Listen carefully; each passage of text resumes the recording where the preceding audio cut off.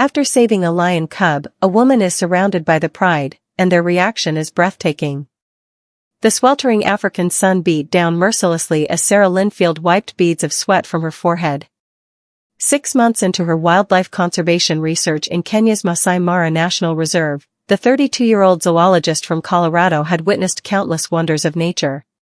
But nothing had prepared her for what would happen that day. Sarah had been tracking the famous Shujaa pride for her doctoral research on lion social dynamics. The pride was well known among researchers and safari guides, 12 lions in total, led by a magnificent male with a dark mane named Bahati, which meant lucky one in Swahili. For weeks, she had maintained a respectful distance, observing through binoculars and documenting their behaviors from the safety of her research vehicle. That morning had started like any other. Sarah left the research camp at dawn, accompanied by Mutua, her experienced local guide and driver. Their plan was to locate the pride, which they had last seen near the Talek River the previous evening. "We should check the eastern bank first," Mutua suggested as he navigated the rugged terrain with practiced ease. "The grass is shorter there after the controlled burn last month." "Good hunting ground." Sarah nodded, jotting notes in her weathered field journal. They found the pride exactly where Mutua had predicted. Through her binoculars, Sarah counted 9 lions lounging in the shade of an acacia tree, Bahati, 5 adult females, and 3 nearly grown cubs from the previous year's litter. But something was wrong. Sarah had documented 11 lions just yesterday. 2 are missing, she murmured to Mutua. The youngest female and one of the cubs. As they scanned the area, Mutua suddenly pointed toward the river. "Look there by the water." Sarah adjusted her binoculars. About 400 yards away, she could make out the form of the missing female lion. She appeared to be in distress, pacing back and forth along the riverbank. "Something's wrong," Sarah said. "Let's get closer, but keep a safe distance." Mutua carefully drove them closer. As they approached, they could hear the lioness's distress calls, deep throaty grunts that pierced the morning air. "She's looking for something in the water," Mutua observed, his voice tense. "I think it might be her cub." Sarah's heart sank as she realized what was happening. The recent heavy rains had caused the river to swell, creating stronger currents than usual. If the cub had fallen in. "There," she gasped, pointing toward a small, struggling form being carried downstream. "The cub is in the water." Without thinking, Sarah grabbed her satellite phone and jumped out of the vehicle. "What are you doing?" Mutua called after her, alarmed. "Sarah, stop. It's too dangerous." But Sarah was already sprinting toward the river. Years of emergency training as a wilderness first responder kicked in, overriding the rational part of her brain that would have reminded her of the foolishness of approaching a distressed wild animal. The lioness saw her approaching and backed away, growling in warning. Sarah slowed her pace, making herself appear as non-threatening as possible. "It's okay," she said softly. "I'm going to help your baby." The lioness continued to growl, but didn't charge. Sarah reached the riverbank and could now clearly see the lion cub struggling about 30 feet from shore. Its tiny head barely remained above water. Without further hesitation, Sarah waded into the water. The cool current tugged at her legs as she pushed forward. When she finally reached it, she gently cradled the small body and turned back toward shore. It was then she realized the full gravity of her situation. The mother lioness was pacing nervously at the shoreline. Behind her, to Sarah's horror, the rest of the pride had appeared, apparently drawn by the mother's distress calls. Even Bahati stood watching from a small ridge. Sarah felt a cold wave of fear. She was chest deep in a river, holding a lion cub, with the entire pride watching. "Mutua," she called out, trying to keep her voice steady. "Tell the camp to send backup now." She could see Mutua in the distance, already on the satellite phone. He gave her a thumbs up. But Sarah knew any assistance would take at least 20 minutes to arrive. She continued wading toward shore, moving slowly. The cub in her arms coughed up water, but remained worryingly still. "Stay back," Mutua shouted from the safety of the vehicle. "Don't go ashore yet." But Sarah knew she had no choice. The cub needed immediate attention. Taking a deep breath, she continued until her feet touched the muddy riverbank. The mother lioness growled, a deep rumbling sound. The other lions remained perfectly still, watching. Sarah had studied lion behavior extensively, but nothing had prepared her for this. As she stepped fully onto the shore, she made a critical decision. Instead of trying to retreat, she would return the cub directly. "I'm bringing your baby back," she said softly. The mother lioness flattened her ears and crouched slightly. Sarah froze. Then, with deliberate slowness, Sarah knelt and placed the cub on the ground before her. The tiny lion wobbled unsteadily. It coughed up more water, then let out a small, pitiful mewl. The mother lioness immediately responded with a chuffing noise. The cub began tottering toward her. But Sarah's ordeal wasn't over. She was still kneeling on the riverbank, soaking wet and surrounded by wild lions.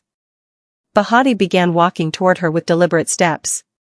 Sarah's breath caught in her throat as the massive lion approached. From the vehicle, she could hear Mutua's tense voice. "Don't move, Sarah. Stay completely still." She did as instructed. The lion was now less than 15 feet away, close enough that she could hear his breathing. "Please," she whispered. Bahati stopped. For several heartbeats, he simply stared. Then, to Sarah's astonishment, he slowly lowered himself to a seated position, watching her with what appeared to be curiosity rather than aggression. The mother lioness was looking at Sarah as well. The rest of the pride remained alert but not threatening. "Sarah," Mutua called softly. "I think you should start moving back very slowly. Help is on the way."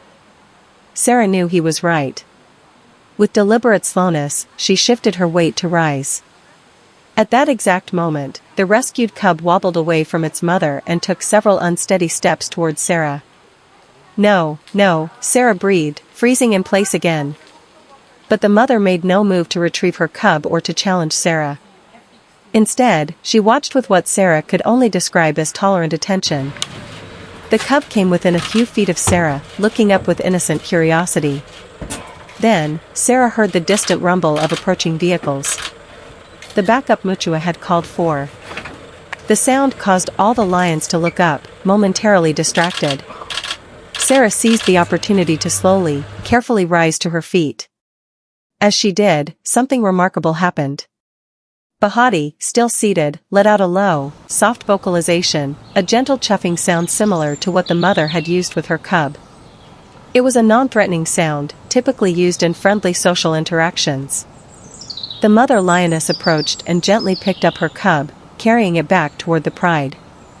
Bahati remained seated, watching Sarah for a moment longer before rising and following. Sarah began backing away slowly, giving the lions a clear path to retreat.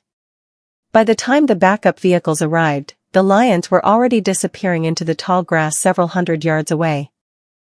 "Sarah," Dr. Martin Wells, the research camp's director, called out as he jumped from a vehicle. "Are you hurt? What on earth were you thinking?" Sarah couldn't take her eyes off the retreating pride. "I'm fine," she said. "The cub was drowning. I had to do something." Dr. Wells shook his head in disbelief. "You could have been killed. You broke every safety protocol." "I know," Sarah admitted, the full weight of what she had done finally sinking in. "But the cub would have died." Back at the research station, after changing and wrapping herself in a blanket, Sarah sat with Dr. Wells, Mutua, and the team as they debriefed. "What you did was incredibly reckless," Dr. Wells said, "but also incredibly brave." "And what happened afterward?" He shook his head in wonder. "In all my years, I've never heard of anything like it." "It was as if they understood what you did," Mutua added. "As if they knew you had saved the cub." "I don't think we should anthropomorphize their behavior," Sarah said, reverting to her scientific training. "They were likely just confused. I was lucky." "Maybe," Dr. Wells conceded. "But Bahati's behavior, sitting down like that, the vocalization he made, that's extremely unusual." This was something else entirely. The following morning, despite Dr. Wells's suggestion that she rest, Sarah insisted on returning to the field. They found the pride not far from yesterday's location. All 12 lions were present, including the rescued cub, who appeared completely recovered. They all look healthy, Sarah noted with relief. The cub doesn't seem to have suffered any ill effects. Keep your distance today, Dr. Wells reminded her. Standard observation protocols. They positioned the vehicle approximately 150 yards away. As they settled in, something unexpected happened. Bahati, who had been resting, raised his head and looked directly at their vehicle. He rose and began walking deliberately in their direction. He's seen us, Mutua said, his hand moving instinctively to the ignition. Wait, Sarah said. He's not displaying any aggressive behavior. Bahati continued his approach until he was about 50 yards away. He sat down and simply looked at them. This is unusual, Dr. Wells murmured. Males typically ignore observation vehicles. They remained still, documenting the behavior. After several minutes, 2 of the female lions, including the mother of the rescued cub, also approached. The females are following his lead, Sarah observed. This is incredible data. What happened over the next few weeks became the foundation for Sarah's groundbreaking doctoral dissertation. The pride began to display unprecedented behaviors around her research vehicle, not just tolerance, but what could only be described as acknowledgement. They allowed her to observe from closer distances. Bahati, in particular, seemed to recognize her vehicle, occasionally approaching and sitting nearby. It's as if saving that cub broke through some barrier, Dr. Wells remarked. They're treating you differently. 3 months after the river incident, as Sarah's research period was drawing to a close, she experienced one final extraordinary encounter. The mother of the rescued cub separated from the group and began walking toward their vehicle, her cub following close behind. The young lion had grown noticeably. She's bringing the cub to us, Mutua said quietly. The lioness stopped about 30 yards away. The cub raced ahead, playing in full view. For nearly 20 minutes, the mother sat watching as her cub played, occasionally glancing up at Sarah as if to ensure she was paying attention. Eventually, the lioness chuffed softly, and the cub obediently returned to her side. 2 days later, Sarah packed her research equipment for the final time.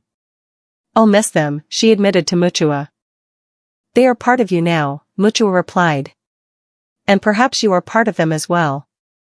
They found the pride near the river. As they watched, Bahati raised his massive head and looked directly at their vehicle. He rose, stretched, and then delivered a full-throated roar that echoed across the landscape. One by one, the other lions joined in, creating a chorus that Sarah felt as much as heard. They're saying goodbye, Mutua said softly. 6 months later, Sarah successfully defended her dissertation at the University of Colorado. Her research on the pride, particularly the unprecedented access she had gained, generated significant interest. 2 years after the river incident, Sarah returned to the Masai Mara. The Shuja pride had undergone changes, but the mother of the rescued cub was still there, and remarkably, the cub that Sarah had saved, now a young adult female, remained with the pride. Mutua had named her Maji, the Swahili word for water. On her first day back, Sarah positioned her vehicle. Within an hour, Maji separated from the group and approached, stopping at almost the exact same distance her mother had 2 years earlier.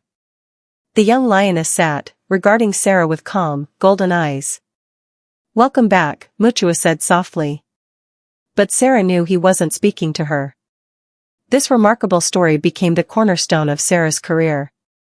Her ongoing research has contributed significantly to conservation efforts and deepened our understanding of these magnificent predators. But more than that, it stands as a testament to the profound and mysterious bonds that can form between humans and wild animals, reminding us that in the natural world, there are still wonders beyond our full comprehension.